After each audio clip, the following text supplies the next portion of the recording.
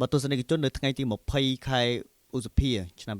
2025ខាងរដ្ឋបាលជលផលកំពង់ឆ្នាំងបានសហការជាមួយនឹងអាជ្ញាធរមូលដ្ឋានស្រុកជលគិរីអាជ្ញាធរឃុំពីមឆ្កោកនិងកងពលតូចអន្តរាគមន៍លេខ1បើកិច្ចប្រជុំផ្សព្វផ្សាយស្ដីពីជលផលនិង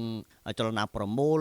ឧបករណ៍ឆក់ត្រីមានបងប្អូនប្រជាពលរដ្ឋនេសាទចូលរួមសរុបចំនួន51នាក់ក្រោយពីក្រុមការងារចម្រុះបានចុះផ្សព្វផ្សាយដល់បងប្អូនប្រជាពលរដ្ឋនៅក្នុងតំបន់ឃុំពីមឆ្កោកស្រុកជលគិរីឲ្យដឹងអំពីច្បាប់ជលផលពាក់ព័ន្ធទៅនឹងករណីប្រើប្រាស់ឧបករណ៍ឆក់ត្រីខុសច្បាប់ត្រូវមានទោសទណ្ឌដល់ខ្លួននិងប្រត់ប្រាស់ដល់ប្រពន្ធកូនទៀតផងដូច្នេះក្រុមការងារចម្រុះសូមសំណពរដល់បងប្អូនប្រជាពលរដ្ឋនេសាទទាំងអស់ត្រូវតែចូលរួមឈប់ប្រើប្រាស់ឧបករណ៍ឆក់ត្រីផ្សេងៗបងប្អូនទាំងអស់គ្នាគួរតែដឹងពីច្បាប់ជាផលប្រយោជន៍រួមទៅដល់កូនចៅយើងចំនួនក្រោយផងដែរសូមអរគុណដល់លោកសុកកំសៀនដែលបាន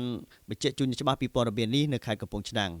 បាទទស្សនិកជនពីកម្មវិធីសូមបញ្ចប់ព័ត៌មានតែត្រឹមប៉ុណ្ណេះអរគុណទូរទស្សន៍ Camera TV Online